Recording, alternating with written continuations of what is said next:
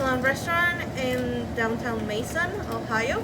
Our specialty is Venezuelan food. We make empanadas, arepas, plantains, yuca, anything out of our yummy cuisine. Today I'm going to show you how we make arepas. First thing is we use this, which is our brand of cornmeal. It's white flour. You can find it on different kinds of stores. The simplest way to make the dough is following the recipe on the back.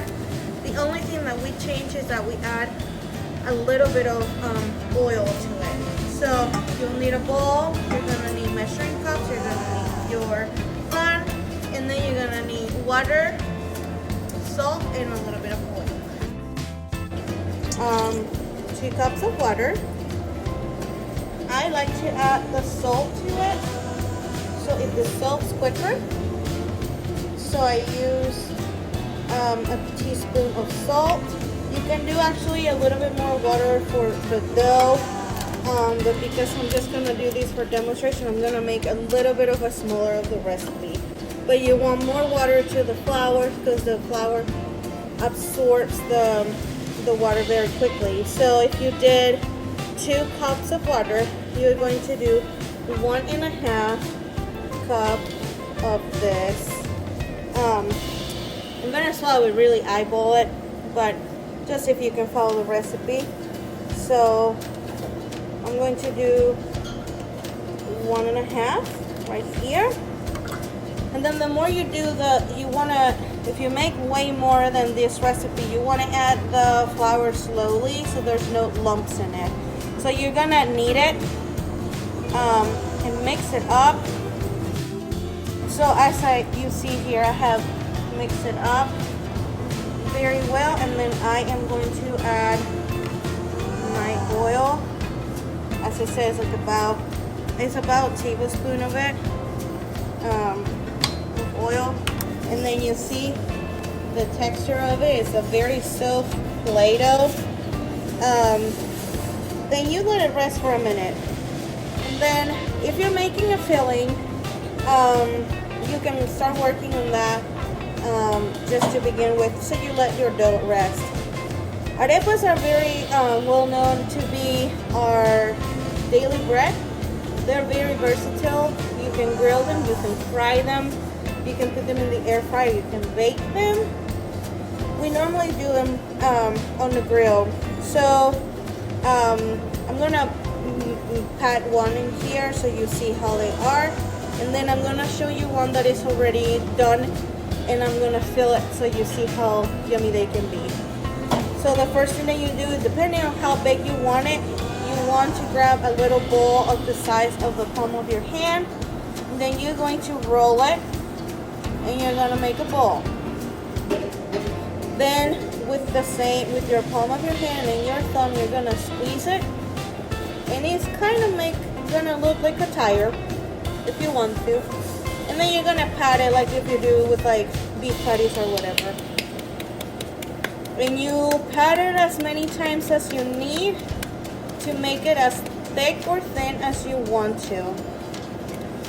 You want to make sure that they're rounded, that there's no cracks on the sides, because when they cook, they will get dry in there, and they're very hard to cut if they are like that. So these guys go in a flat top or a skillet or griddle for about 7 minutes each side at 350 degrees. So I'm gonna put this one to cook, and then I'm gonna show you how they look when they're done.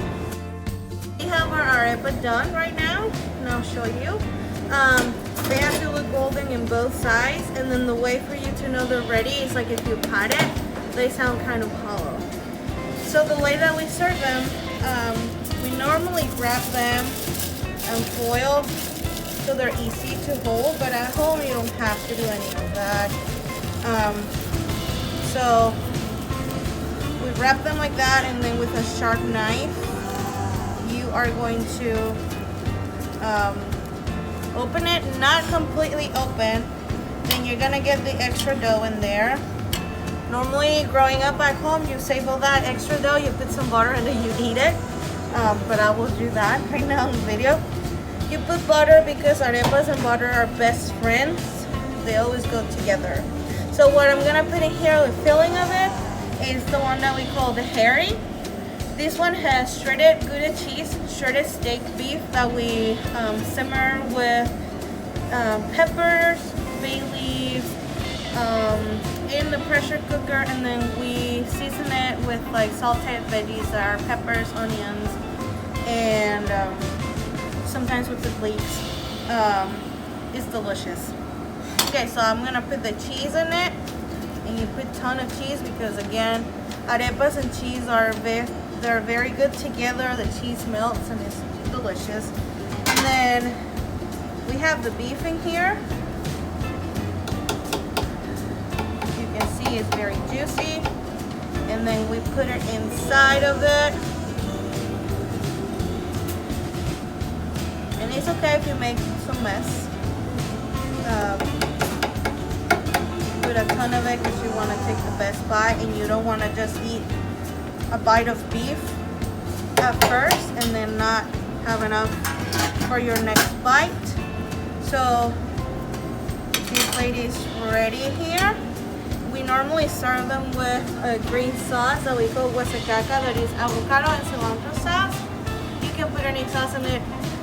One of the favorite sauces that we make are the salsa rosada, which is just ketchup and mayo with some seasoning in it. And you can't go wrong with this. You can put cheese, you can put scrambled eggs, you can put ham, chicken salad, black beans. Anything that sounds good will most likely be good with it. I hope that you like it. And if you ever want to give it a try, you can come and follow us. We are at 322 Reading Road in Mason.